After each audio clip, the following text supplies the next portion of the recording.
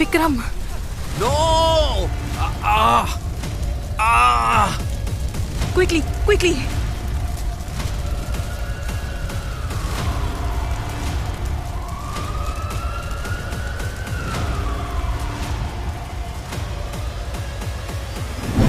बड़ी देर रात को फोन बज रहा था।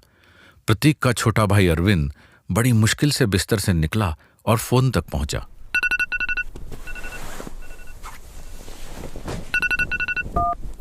हेलो अरविंद, काव्या है, आई नीड योर हेल्प, जल्दी।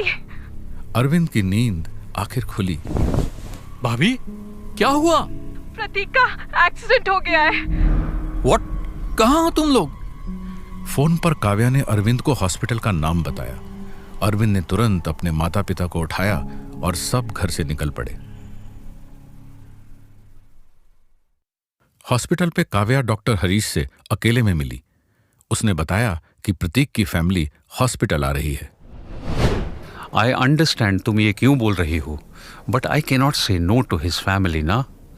अगर वो प्रतीक को देखना चाहते हैं तो मैं मना नहीं कर सकता, और वैसे भी मुंह पे पट्टी बंधी है, सो कोई इशू नहीं है। But you understand my problem ना डॉक्टर हरीश? बहुत अच्छे से। That's why I am telling you. वो प्रतीक को नहीं पहचान पाएंगे, आने दो उन्हें। अरविंद और मिसेस रेड्डी जब हॉस्पिटल वार्ड में पहुंचे तब प्रतीक को होश नहीं था। मिसेस रेड्डी से बर्दाश्त नहीं हुआ। क्या हुआ मेरे बेटे को? एक्सीडेंट हुआ है मॉम। कैसे? तुम लोग तो हॉलिडे मनाने गए थे। अभी पूरी डिटेल्स नहीं है मॉम। गाड़ी में पेट्रोल लीक था।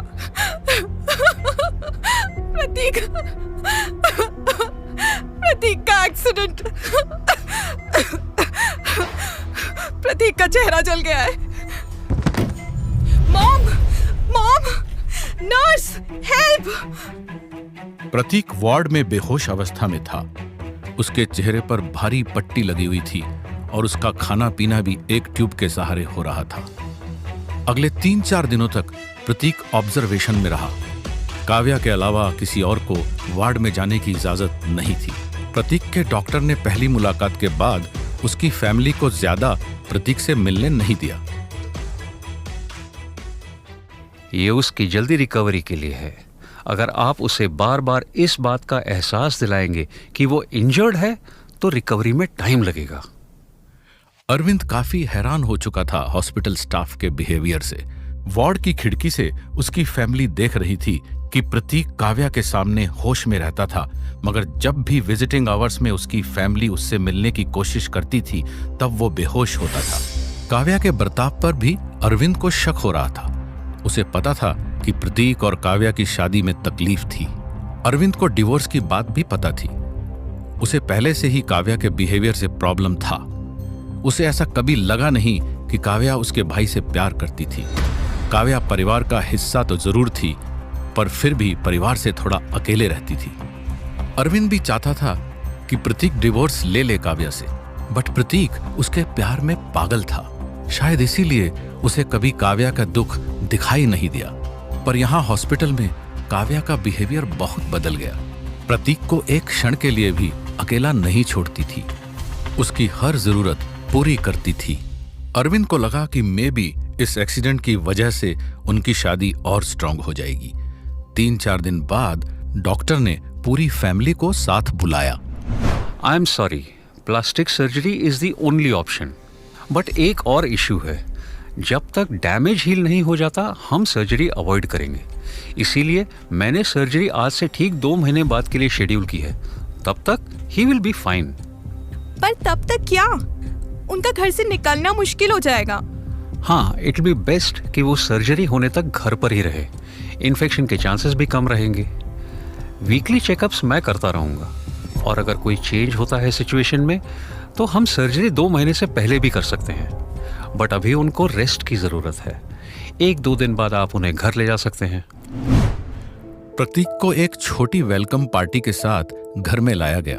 काव्या बहुत गुस्सा हुई थी यह जानकर कि उसकी फैमिली प्रतीक और काव्या के साथ रहेगी अगले 2 महीने। काव्या ने बहुत समझाने की कोशिश की, बट मिसेस रेड्डी ने सुनने से इनकार कर दिया। मेरा बेटा है काव्या। मैं भी डिसाइड कर सकती हूँ कि उसकी देखभाल कैसे करनी है। और वो मेरे पति हैं। उनकी देखभाल की टेंशन आप मुझ पर छोड़ दीजिए।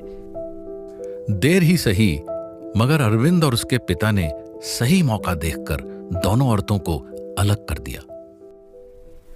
देखिए भाभी, इतना बड़ा प्रॉब्लम हुआ है, फैमिली शुड स्टे टुगेदर, इसलिए हम यहाँ हैं। अब अपने भाई के साथ ऐसा हुआ है तो इस टाइम पे मैं अबंडन तो नहीं कर सकता, और आपकी भी हेल्प हो जाएगी। काव्या ने फिर से कोशिश की समझाने की, पर उसकी बात अरविंद ने टाल दी। पूरी फैमिली प्रतीक और काव्या के घर में सेटल हो गई। ऐसे समय में काव्या ने कुछ नहीं कहा अपनी सास से। वह बस सर्जरी का इंतजार कर रही थी। एक बार सर्जरी हो जाए तो सब कुछ ठीक हो जाएगा। हॉस्पिटल से आने के बाद भी प्रतीक बोल नहीं पा रहा था। हर एक 2 घंटे में काव्या उसे या तो जूस पिलाती थी या स्मूदी। हॉस्पिटल से आने के कुछ दिनों बाद वो स्मूदी बना रही थी, तब उसका फोन बजा।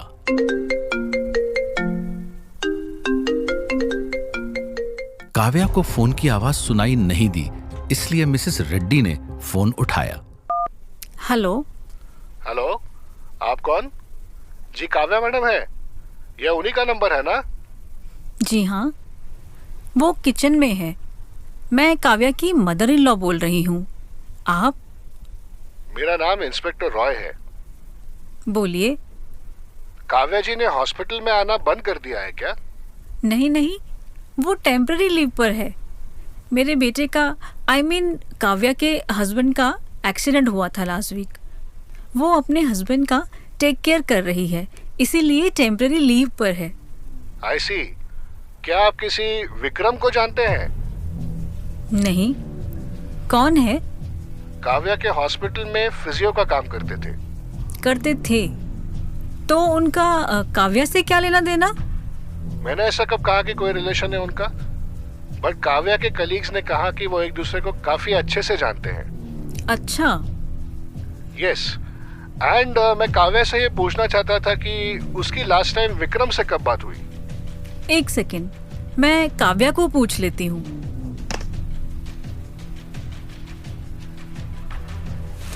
उसका कहना है कि उसकी विक्रम से ट्रिप वाले दिन ही बात हुई थी। तब तक तो सब ठीक था।